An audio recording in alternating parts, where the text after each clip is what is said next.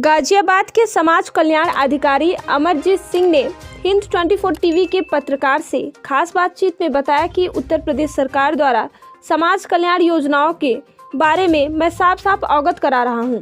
साथ ही जिले में गरीबी रेखा से नीचे रहने वाले सभी लोगों से सरकार द्वारा चलाई जा रही योजनाओं के लाभ के बारे में भी अपील करता हूं। देखिए सुमित सोरेन की ये खास बातचीत।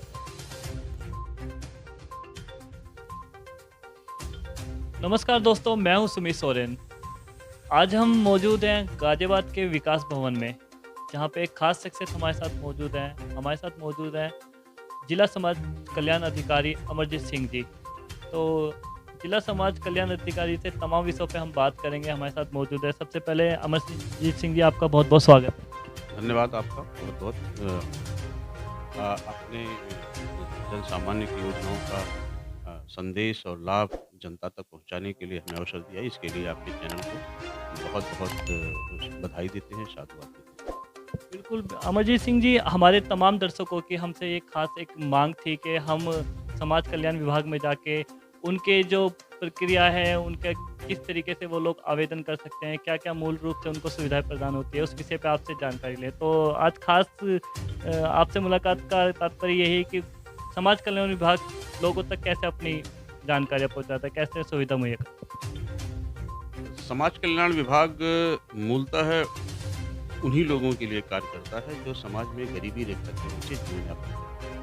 और आपका ये प्रश्न बहुत ही पूर्ण है और विषय से है कि जो व्यक्ति समाज के अंतिम पायदान पर पहुँचे हुए हैं, उन तक योजनाओं को पहुँचाना हम लोगों की बहुत बड़ी चुनौती है।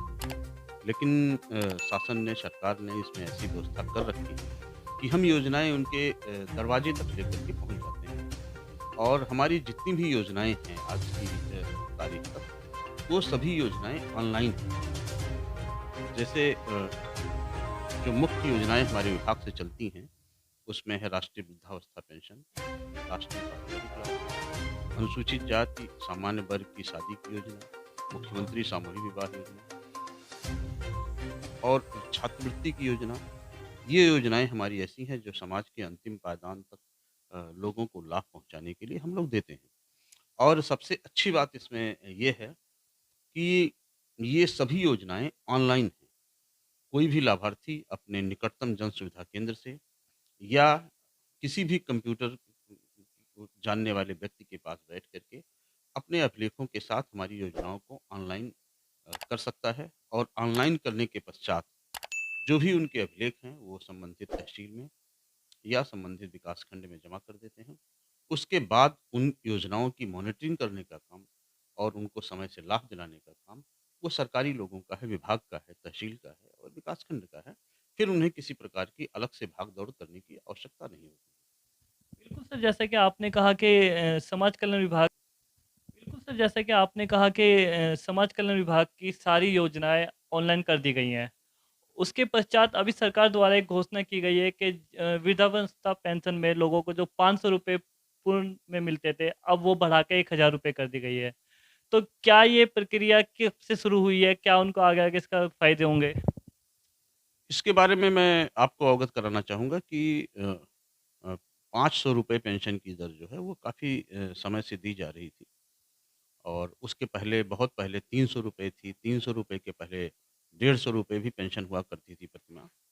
लेकिन महँगाई को देखते हुए और सरकार अपने संसाधनों की व्यवस्था को देखते हुए 1 जनवरी से इस वित्तीय वर्ष से आगे 1 जनवरी से लेकर के मार्च तक 3 महीना इस वित्तीय वर्ष में और फिर आगे जो है वो प्रत्येक लाभार्थी को हमारे ₹1000 500 की बजाय अब ₹1000 प्रति माह की दर से पेंशन दी जाएगी। तो निश्चित रूप से यदि किसी भी पेंशनर के लिए ये धनराशि दुगना होकर के मिलेगी, तो उसके जीवन यापन के लिए, दवा इत्यादि के लिए, वृद्धावस्था में वैसे भी बहुत सारी समस्याएँ आती हैं।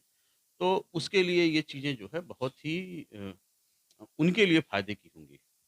बिल्कुल सर, अमरजीत सिंह सर, एक बात थी कि गाज़ियाबाद में तमाम ऐसे लोग हैं जो पूर्व में भी इस योजनाओं से जुड़े हुए हैं, परंतु जो नए लोग इसके साथ जुड़ना चाहते हैं, उनके लिए क्या ज़रूरी दस्तावेज़ होंगे और क्या उनके लिए जो प्रक्रिया है वो किस तरीके से होंगी? इस बारे में मैं निश्चित रूप से आपसे कहना चाहता हूँ कि बहुत सारे लोग अभी भी होंगे जो अब जानकारी के अभाव में या विभाग की पहुँच के अभाव में हो सकता है कि इन योजनाओं से वंचित हों। तो मैं इसमें आपको बताना चाहूँगा कि ग्रामीण क्षेत्र में 56,480, 56,460 और शहरी क्षेत्र में 46,080 जिनकी भी वार्षिक आमदनी हो, ऐसे वृद्धजन और जिन्होंने अपनी आयु 60 वर्ष या उससे अधिक पूरी कर ली हो, इ वो अपने बैंक पासबुक और इन दोनों दस्तावेज़ों के साथ किसी भी निकटतम जन सुविधा केंद्र पर या कंप्यूटर सेंटर पर जाएँगे, तो वो हमारे विभाग की वेबसाइट पर लॉगिन करके इस प्रक्रिया को ऑनलाइन भर सकते हैं। भरने के पश्चात वो अपने अभिलेखों की छाया प्रति और जो भरने के बाद फॉर्म का प्रिंट आउट निकलेगा अपने हस्ताक्षर करके, अगर ग्रामीण क्षेत्र के हैं तो संबंधित विकासखंड में, अगर नगरीय क्षेत्र के हैं तो संबंधित एसडीएम के पास जमा कर देंगे। उसके बाद उनका काम समाप्त हो जाएगा। उसके बाद हम लोग उसे पैरवी करके और समय के अंतर्गत जाँच करा करके उन्हें योजना का लाभ देंगे। जैसा कि आप है कि किस तौर पे नए लोग भी इन योजनाओं का फ़ायदा उठा सकते हैं। साथ ही साथ हम एक आखिरी सवाल पूछना चाहेंगे सर, वृद्धावस्था पेंशन के अलावा जो और भी योजनाएँ चल रही हैं समाज कल्याण विभाग में, जो नए लोग जुड़ना चाहते हैं, एक बार उनको हमारे दर्शकों तक आप उनकी जानकारियाँ पहुँचा दें तो? इसके वृद्धावस्था पेंशन के अलावा हमारे यहाँ परिवार लाभ की योजना है, जिसमें किसी भी परिवार के कमाऊ सदस्य की मृत्यु पर हम लोग एक परिवार को एक मुश्त 30,000 रुपए की सहायता देते हैं। उसमें भी मृतक की आयु जो है 18 से 60 वर्ष के मध्य होनी चाहिए और आवेदक जो भी होगा वो उनके ऊपर आश्रित होना चाहिए। तो ऐसे में यदि किसी भी व्यक्ति के साथ कोई इस तरह की घटना घटती है, तो वह मृत्यु प्रमाण पत्र, अपना आधार कार्ड, बैंक पासबुक और इनकम सर्टिफिकेट लगा करके ऑनलाइन कर सकता है। इसी प्रकार हमारे यहाँ अनुसूचित या सामान्य वर्ग की शादी का भी योजना चलती है। उसमें भी जो गरीबी रेखा के नीचे जीवन यापन करने वाले लोग हैं, वो यदि अपनी पुत्री की शादी करना चाहते हैं, तो लड़की और लड़के का उम्र का प्रमाण पत्र, अपना आय प्रमाण पत्र, बैंक खाता फ़ोटो लगा करके इसे भी ऑनलाइन करके अपने विकासखंड में या तहसील में जमा कर सकते हैं। इसके अतिरिक्त एक बिंदु मैं आपको विशेष तौर बताना चाहूँगा, ख़ास करके अब हमारे जो वृद्धावस्था पेंशन के लाभार्थी हैं, वो सरकार अब आधार बेस्ड पेमेंट करना की तरफ धीरे-धीरे बढ़ रही है, जिससे कि योजनाओं में पारदर्शिता हो और किसी भी प्रकार का त्रुटिपूर्ण भुगतान से बचा जा सके। तो हम लोग अब एक अभियान चला करके सभी अपने लाभार्थियों का आधार जो है उनके डेटाबेस से ऑथेंटिकेट करा रहे हैं। तो ऐसे में हमारी सभी वृद्धावस्था पेंशन के लाभार्थियों से अपील भी है कि वो अपने निकटतम जन सुविधा केंद्र पर जा करके अपने आधार कार्ड को अपने बैंक खाते से लिंक करा दें या अगर वो वहाँ से नहीं करा सकते हैं, तो अपने आधार कार्ड की फ़ोटोकॉपी और बैंक खाते की फ़ोटोकॉपी के साथ किसी भी कार्य दिवस में यदि हमारे कार्यालय आ जाएँगे, तो हम लोग उनका खाता जो है वो आधार से लिंक कर देंगे, जिससे उन्हें पेंशन में कोई भी असुविधा नहीं होगी।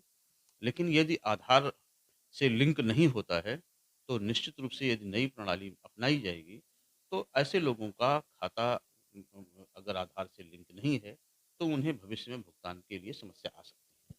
बिल्कुल, ये थे हमारे साथ अमरजीत सिंह जी, गाज़ियाबाद में जिला समाज कल्याण अधिकारी हैं। तमाम सरकारी योजनाओं जो कि जानकारी के अभाव में लोगों तक नहीं पहुँचती, आज हमारे चैनल के माध्यम से तमाम हमारे दर्शकों तक, तमाम गाज़ियाबाद के शहरवासियों तक ये जानकारियाँ पहुँची हैं और सरकार के द्वारा इन योजनाओं का लाभ उठाएँ।